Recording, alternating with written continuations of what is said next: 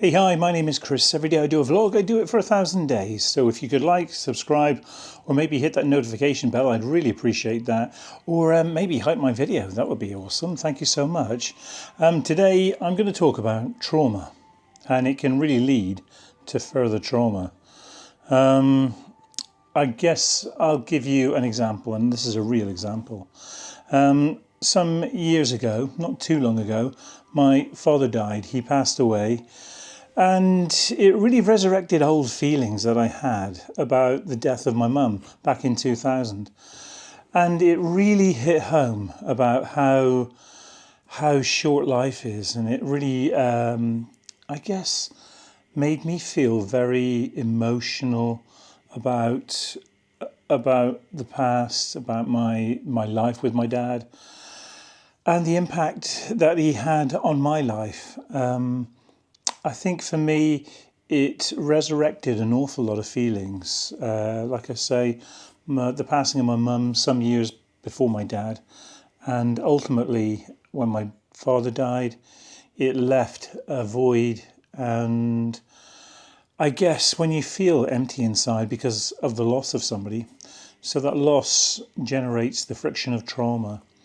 And that trauma sometimes just sits in the back of your mind. In the UK here, at least, you get, I think, 5 days statutory leave for somebody who passes away. I think it has to be like a mum, a dad, brother, sister, somebody that's immediately connected to you. Cousins and other things, I believe, just don't matter. Well, they do matter, but in terms of getting support from your occupation, that truly is it. So I remember having 5 days off after my mum had died. And it really took an awful lot of time for me to even remotely feel that I wanted to communicate with the world. I was incredibly closed off. Anybody that really met me at that time, back in the year 2000, I guess I was feeling the trauma of the loss of somebody that meant so much to me. I can honestly say I don't know anyone else who would pass now that would have that effect. I think you feel different kinds of losses with different people in different ways.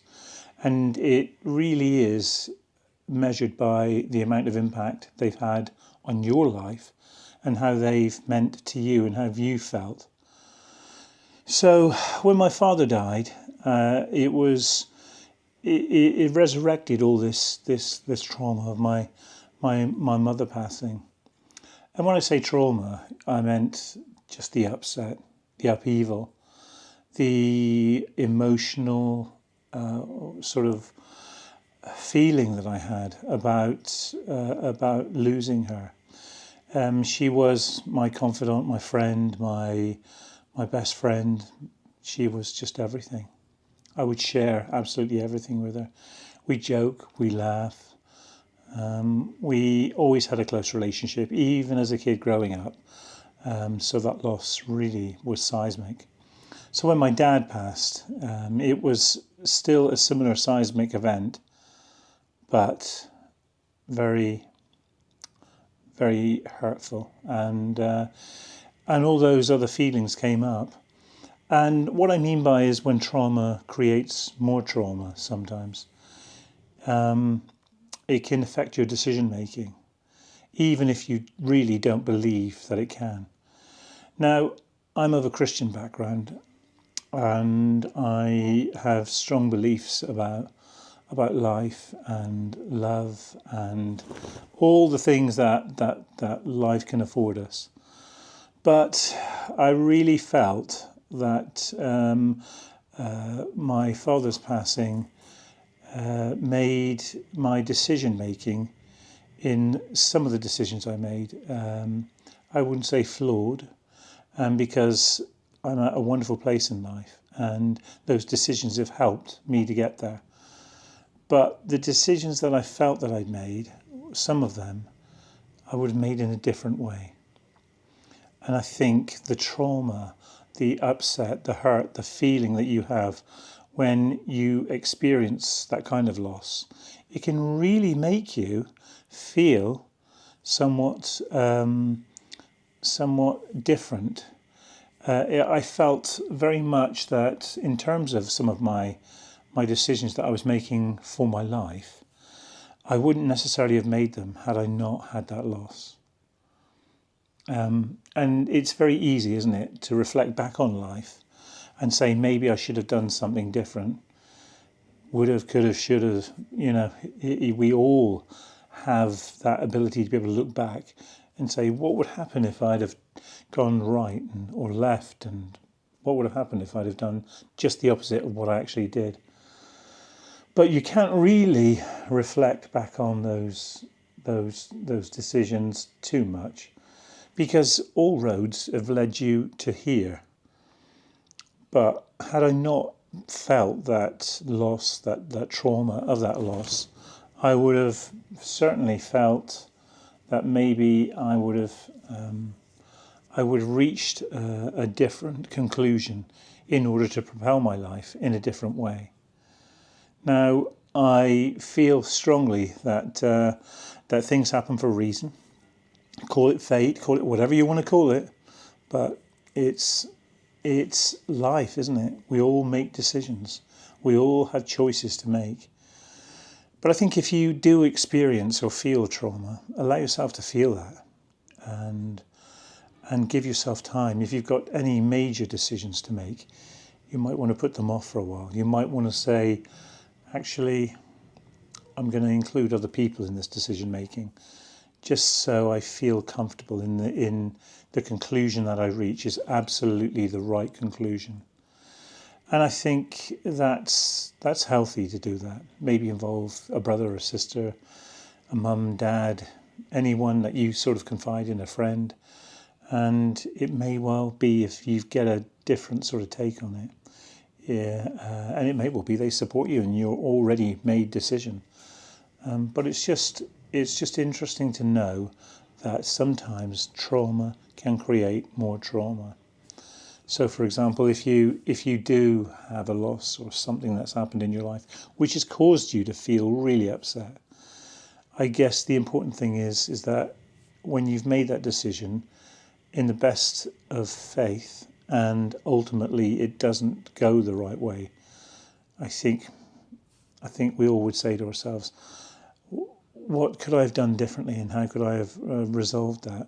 But the trauma of that initial incident has had an impact on how you've reacted and how things have gone forward for you.